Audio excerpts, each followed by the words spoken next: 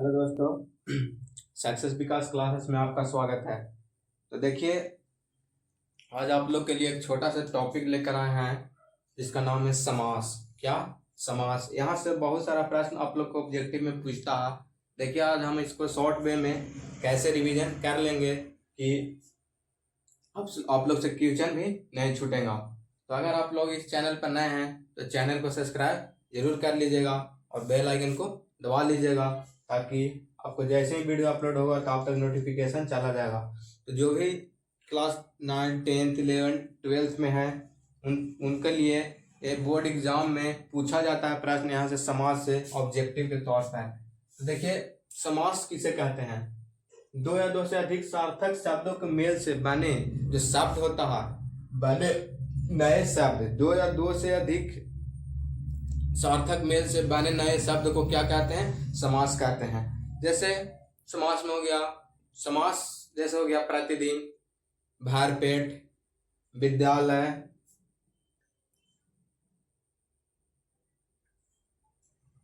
दिन रात। ये सब जो क्या हो गया?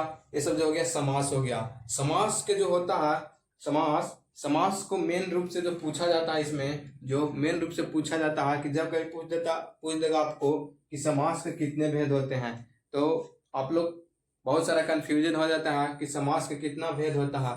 तो समास में जो होता है, जो तत्पुरुष समास है उसके अंदर भी कारक विभक्ति आता है। जैसे पूछ देगा कि तत्पुरुष कारण तत्पुरुष समास, कर्मधार कारण तत्पुरुष समास, कर्ता ने कारण को कारण से कारण तत्पुरुष समास, कर्ता तत्पुरुष समास, ऐसे करके संप्रदान तत्पुरुष समास, ऐसे करके आप लोग को पूछता है कि तत्पुरुष समास में भी बहुत तरह के पार्ट होते हैं, बहुत तरह से भाग बांटा हुआ है कारक का। देखिए, ऐसे मुख्य रूप से आप लोग समास के कितने भेद होते हैं? समास के मुख्य रूप से 6 भेद होते हैं। कितने भेद होते हैं? 6 भेद होते हैं। पहला हो गया अव्ययीभाव समास, दूसरा तत्पुरुष समास, तीसरा कर्मधार समास, चौथा द्विगु समास, पांचवा द्वंद्व समास, छठा क्या हो गया?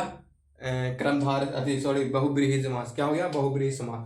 तो देखिए, जैसे आप लोग को पहला में क्या पढ़ना? अव्ययीभाव समास। अव्ययीभाव समास में अव्ययीभाव समास को पहचानने का एक ट्रिक है कि जिसमें यथा, भर, प्रति ये सब लगा रहता है, तो हम क्या समझते हैं कि यह भाई अव्ययीभाव समास है। जैसे देखिए, मान लिया जाए शब्दों के शुरू में लगा रहेगा कि यथा, आ, भर, अनु, नीर, प्रति, ये सब लगा रहेगा, तो ये सब जो क्या है? अव्ययीभाव समास है। जैसे प्रतिदिन में देखिए, प्रति पहले लगा हुआ है, भरपेट, तो क्या भर लगा हुआ है, भरपेट में भर लगा हुआ है, तो क्या समझेंगे कि अव्ययीभाव समास का एग्जाम्पल है। पूछ देगा कि यथासंभव, जैसे यथा पहले लगा हुआ है तो यथासंभव क्या है? अव्ययीभाव समास है।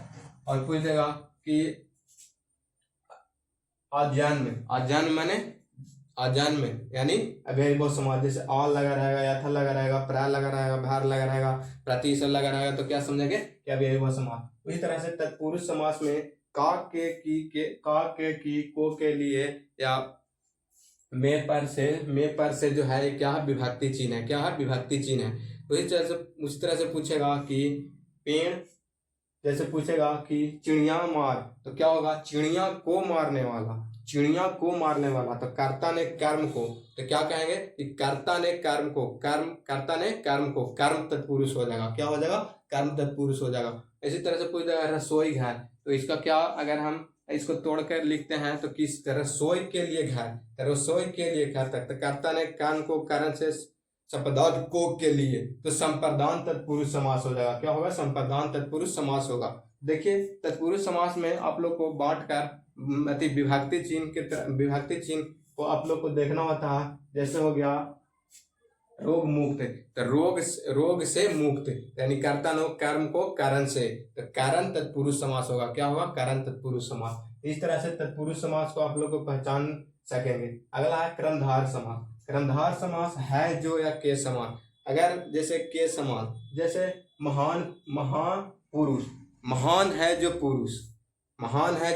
पुरुष, क्या हो जाएगा? महान है जो पुरुष। चरण के समान कमल, तो इसी तरह से रहेगा तो क्या समझेंगे, कर्मधार समास। द्विगु समास, प्रथम पद अगर संख्यावाचक होता है तो हम समझेंगे कि द्विगु समास है। जैसे चौराहा हो गया, तिरंगा, चौराहा, चार राहों का समूह। चौराहा को अगर हम तोड़कर लिखते हैं तो कैसे लिखा था, चार राहों का समूह। तो चार, देखिए चार संख्यावाचक आ रहा, तो संख्यावाचक आएगा तो हम क्या समझेंगे कि द्विगु समास है। मान लिया जाए आ गया त्रिकोण, तीन लोगों का समूह, तीन लोग, त्रिकोण में तीन लोगों का समूह यानी संख्यावाचक आ रहा है तो क्या होगा, द्विगु समास होगा। मान लिया जाए आ गया दोपहर, तो दोपहर का क्या होगा, दोपहर, दो पहरों का समूह, क्या होगा, दो पहरों का समूह यानी दोपहर, यानी दो आ रहा है तो संख्यावाचक हो जाएगा। तिरंगा आ जाएगा, तीन रंगों का समूह यानी संख्यावाचक हो जाएगा। इस तरह से नवरात्र आ रहा तो नवरात्रियों का समूह यानी कितना, नौ जो है संख्यावाचक आ रहा है तो क्या होगा, द्विगु समास होगा। इस तरह से द्वंद्व समास, द्वंद्व समास में और या लगा रहेगा तो हम समझेंगे द्वंद्व समास है। सबसे पहले आप लोग द्वंद्व समास में एक चीज देखिएगा कि जो बीच में गैपिंग लिखा हुआ रहता है, इससे पहला पहचानने का नियम है कि जो बीच में गैप ऐसे रहता है उसी से हम समझते हैं क्या है, द्वंद्व समास है। जैसे भाई और बहन, भाई बहन ऐसे लिखाता है तो हम समझ जाते हैं क्या है, यह द्वंद्व समास है। जैसे लोटा डोरी, लोटा डोरी जो है क्या है, समास, द्वंद्व समास है। जैसे खरा खोटा क्या है, द्वंद्व समास है। जैसे खरा खोटा क्या है, द्वंद्व समास है। जैसे माता पिता क्या है, द्वंद्व समास है। तो आप लोग इसको इस तरीके से आप लोग द्वंद्व समास को याद रखेंगे। उसी तरह से बहुब्रीहि समास, तो देवी देवताओं के अगर नाम आता है तो हम समझेंगे क्या है, बहुब्रीहि समास है। जैसे गंगाधर, तो गंगा का रूप कौन लिया है, शिव। घनानंद, घनानंद, तो घनानंद, घनानंद के जो आकार के हैं जो कौन है, कृष्ण। दशानन, तो 10 आनन है जिसका, किसका, 10 आनन है जिसका, कौन, रावण। उसी तरह से आप लोग को समास याद रखना है। और अगर आप लोग इतना एक बार अच्छे से देख लेते हैं कि अगर अंत में यथा या भैर ऐसा लगा रहता है व्यायिक व समास, अगर कर्ता के रूप आते हैं, विभक्ति रूप आता है काव्य के लिए को, कर्ता का विभक्ति रूप आता है तो तत्पुरुष समास। कर्मधार में है जो के समान क्या आता है तो तत्पुरुष कर्मधार समास। अगर प्रथम पद संख्यावाचक हो तो द्विगु समास। अगर या आय जैसे लोटा डेयरी, माता पिता, ये सब आएगा तो द्वंद्व समास। बहुब्रीहि समास, देवी देवताओं के अगर नाम, इसको ये लिखे हैं किस लिए, सिर्फ याद करने के लिए कि आपको याद रहे। अगर देवी देवताओं का नाम आता है तो क्या हो जाएगा, बहुब्रीहि समास। तो आप लोग इस वीडियो को अच्छे से एक बार देख लीजिएगा, अच्छे से इसको समझ लीजिएगा और आप लोग समझ के आप लोग देखिएगा ऑब्जेक्टिव बनाकर आपसे बनता है कि नहीं। आप हम इतना विश्वास दे रहे हैं कि आपसे ऑब्जेक्टिव बनेगा। तो अगर आप लोग को वीडियो अच्छा लगा तो लाइक और सब्सक्राइब जरूर कर दीजिएगा और एक कमेंट कर दीजिएगा कि वीडियो कैसा लगा। तो आप लोग इसको एक बार अच्छे से जरूर रिवीजन कर लीजिएगा और आप लोग चैनल को सब्सक्राइब जरूर कर लीजिएगा। चैनल का नाम है सक्सेस विकास क्लासेस। आज भर के लिए इतना ही, मिलते हैं फिर से इसी अंदाज में अगले वीडियो में। तो आज भर आप लोग इसको अच्छे से रिवीजन कर लीजिए, फिर आप लोग को और व्याकरण में जो पूछा जाता है पार्ट आप लोग को बताएंगे। तो आज भर के लिए इतना ही, मिलते हैं अगले वीडियो में। थैंक यू, धन्यवाद, love you, take care, bye bye.